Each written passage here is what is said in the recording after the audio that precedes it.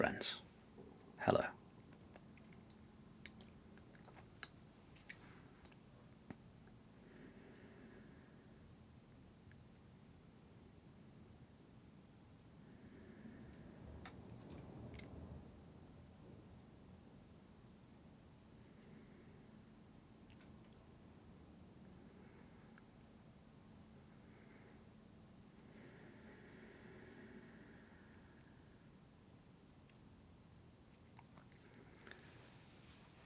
So I wanted to talk about balancing masculine approaches to spirituality, masculine approaches to life, with the feminine approach to spirituality, the feminine approach to life. Now, I speak a lot about the feminine, and what I mean by that is a lot of what I teach on this channel is about kind of meeting the energies within our body, meeting our shadows, or the aspects of ourself which is, you could say, wounded, or hasn't quite been dissolved into the light of being. Meeting those aspects of ourselves, our emotional nature, our psychological nature, the parts of ourselves which were wounded when we were growing up, the parts of ourselves which are fearful, the parts of ourselves which may be carrying old resentments and angers and traumas and that sort of stuff. Meeting all of that with this loving presence. Allowing the presence that you are, the presence that's here right now, the presence which is knowing your body, the presence which is knowing, which is touching the walls of your room, the presence which is holding the room that you're in. That presence, allowing that open presence that you are to come into yourself, to meet your body, to meet any places which where you feel you're suffering, any places where you're struggling, any places where you're suffering.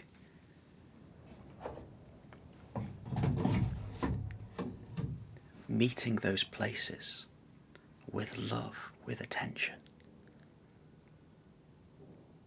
And in doing this, in meeting ourselves in this kind of tantric way, in meeting ourselves with love, when we learn to do this, we can enter into this really juicy, profound period of healing where all we want to do is meet ourselves, all we want to do is feel what's inside, all we want to do is allow these parts, these parts that have been wounded, these parts that have been cut off from our being, these parts which feel separate from the light that we are, all we want to do is bathe with our own bodies, is bathe within our own psyche, is bathe within our own psychology, and allow these parts to come up to the light, to integrate, to open out into the light of beingness. What happens when you start doing this is, I was going to say you open up Pandora's box, but I don't actually know what that means. I've just heard it. I've heard it before, but I think I know what it means. You open up Pandora's box in that everything starts coming up, everything starts coming out. And that might be gentle, it might happen gently, or it might happen quite intensely. And then life realizes, okay, this person is meeting themselves with presence. There's an intention there, a strong intention to unwind the conditioning from the nervous system, to unwind the conditioning, the traumas from the body. So life will start to give you exactly the life situations, exactly the scenarios, exactly the people you need to bring this stuff up more fully. And then it can feel like you've just been absolutely slapped over the head by life. And you enter into what my teacher Craig calls a healing crisis. You may enter into what my teacher Craig calls a healing crisis. Some people find themselves in bed for most of the days, meditating, feeling the body, crying, wailing, getting angry, getting frustrated. That's the feminine approach to healing. That's the feminine direction towards freedom. That's the feminine direction towards peace. The feminine direction towards liberation and enlightenment is meeting what is within us with courage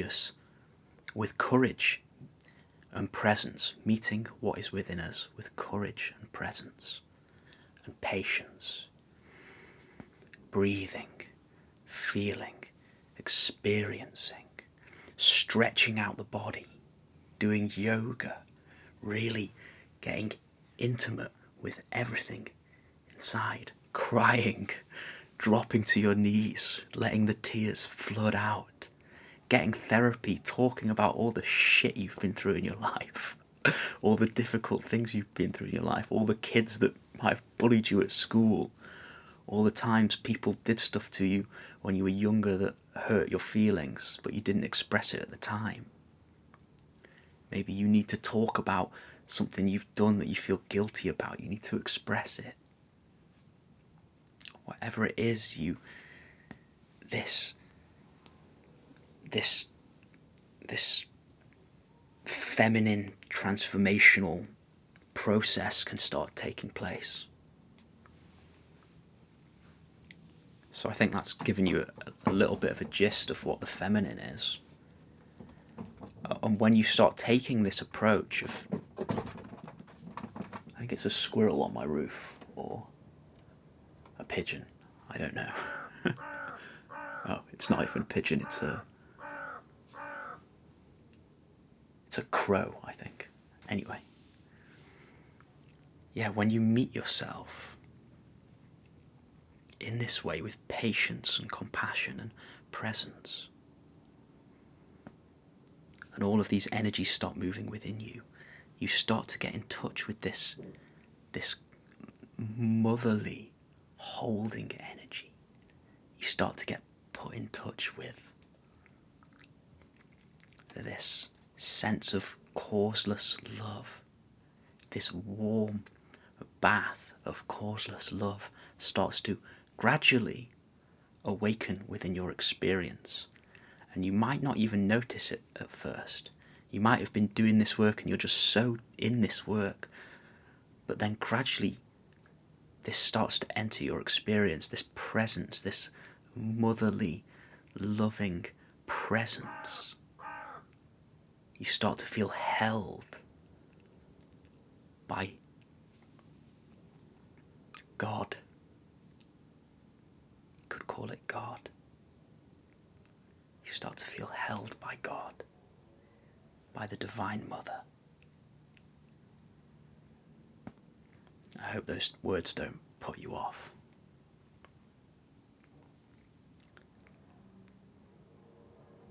And then you can just fall back into that, and you know that that's always there, that love has always got you, that love is always holding you, and that love starts to seep into your mind, and it soothes fearful thoughts, it soothes negative thoughts, it takes fearful thoughts away, it takes negative thoughts away, and it just starts emptying you out, emptying you out, emptying you out.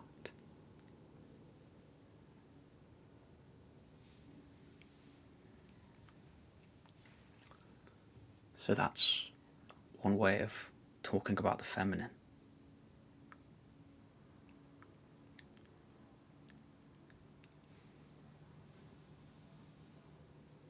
And what can happen is, when we take this feminine approach, which I've done a lot on my path,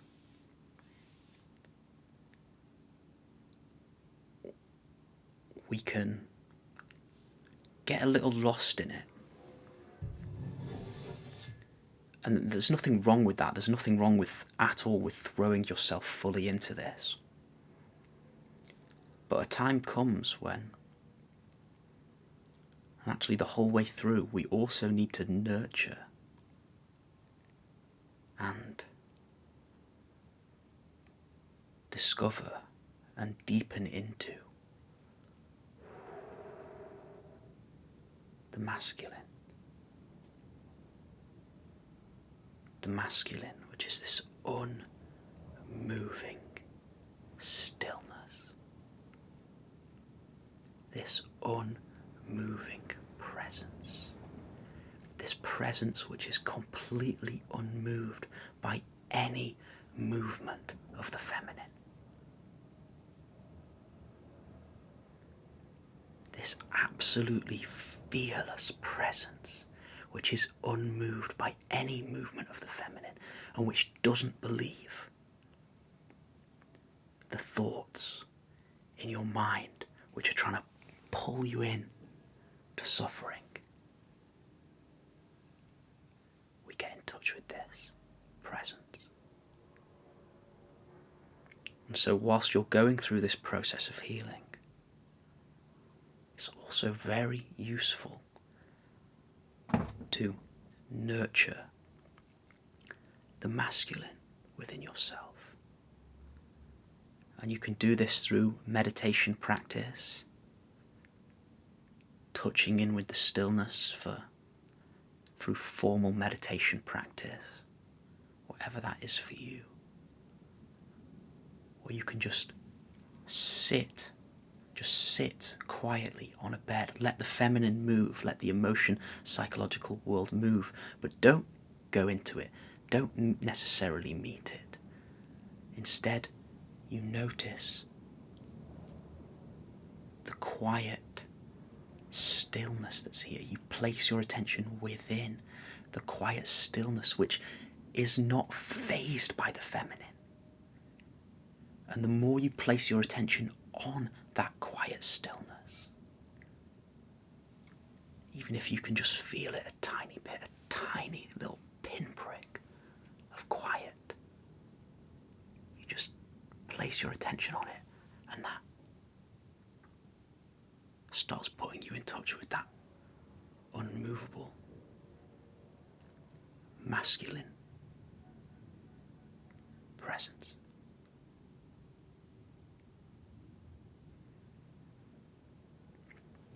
And I've had times on the path where I've spent 6 months completely in the feminine, crying, journaling, going to therapy, all of this stuff. And also opening to beautiful energies as the chakra system opens up, the heart center opens up, the sexual energy opens up, dancing.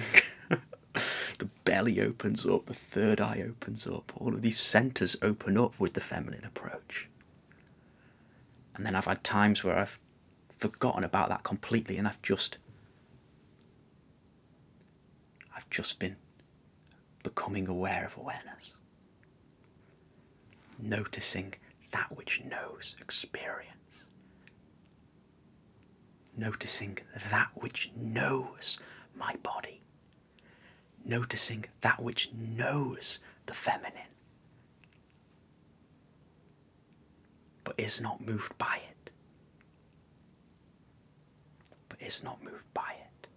So we must balance these. We must nurture both on this path.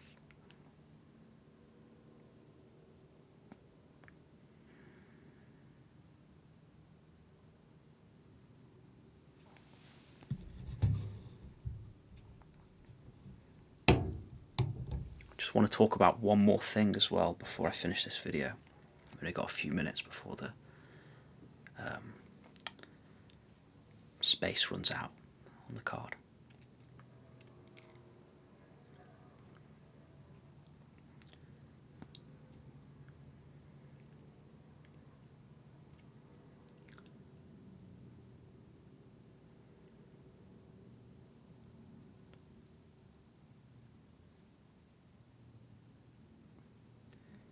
I want to talk about another aspect of the masculine, and I'll probably go into this in another video.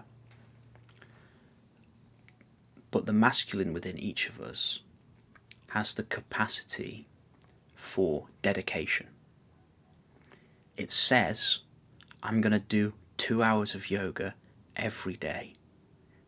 And no matter what the feminine, no matter what the emotion or world, no matter what's coming up, says, I don't want to do it, I just want to lie in bed and cry and drink my cup of tea or whatever. No matter what that says, we've committed to doing 2 hours of yoga every day. And sometimes we need that. The reason I speak of this is because, like I say, I've spent a lot of time with the feminine, and I pushed with my masculine willpower so hard at the start of the path. Like, so hard that a big part of my journey for quite a few years has been relaxing that willpower. Allowing that willpower to relax back, softening into the feminine. Softening that willpower. And so I've kind of been neglecting that masculine discipline to a certain extent. Even though I've still been very dedicated. I've been very dedicated to lying in bed, meditating. I've been very dedicated to sitting comfortably on a chair with my eyes closed. I haven't been that dedicated to something like yoga, for example. Or working, making money, which is important, which we need. And what's starting to come online for me again now, which is why I'm talking about it, is this masculine discipline. This masculine trait of discipline. Committing to 2 hours of yoga every day, even if part of me doesn't really want to do it.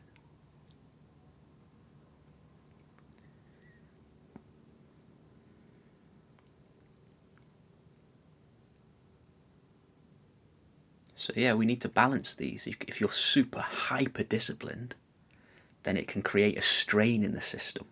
It can create too much of a strain and a stress in the system. And if you're completely, totally in the feminine, then you can get a little bit lost in that. And you can slack in certain areas of life. You can be slacking and floppy in certain areas of life. And so we need to balance that with this masculine discipline. Now, what really helped me with this regard, which is a bit of a funny one, is I was listening to a Joe Rogan podcast with David Goggins. Lots of you have probably heard of David Goggins. He's like this extreme marathon runner, extreme athlete. He runs like 120 miles a day, or not a day, but he'd run like a 120-mile run every weekend for 10 weeks, and he's got all these world records. He's got the pull-up world record, the most pull-ups in a day, thousands of pull-ups in a day, and stuff like this. And I wouldn't want to be in his experience. His experience sounds horrible. I wouldn't want that. He's pushing that masculine too hard to try and escape his trauma. And that's fine for him, but I wouldn't want that. It's hardened him to a certain extent. But listening to him talk about his daily routine, I get up at 5 a.m, then it's 2 hours in the gym, half an hour on bench press, then I go for a 15-kilometer run, and then I have breakfast, 3 steaks, and then I go for another 30-kilometer run, and then I'm back in the gym every day, and then every night I stretch for 2 hours. And then I thought, it really sort of inspired me, like, yeah, I want to fucking do more exercise. I thought, his warm down at the end of the night is 2 hours of stretching. After he's done all of that work, he does 2 hours of stretching. And I'm here thinking 2 hours doing yoga every day is a lot. But listening to that, it made me think, I can do 2 hours of yoga a day. If he can do that much, I can do just 2 hours of yoga a day. And that's what I'm doing at the moment. And it's very helpful. It's helpful to physically open up the body, because I've been very, very dedicated to meditation, not as dedicated to yoga.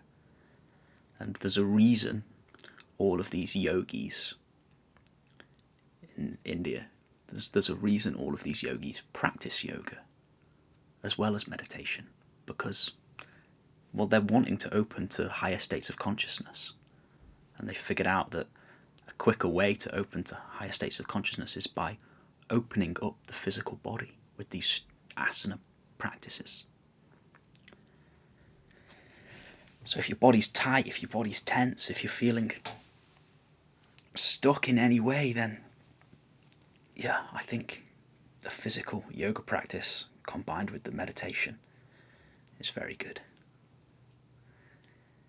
Anyway, my friends, thank you for listening. Much love to you. And I'll see you next time. Bye-bye.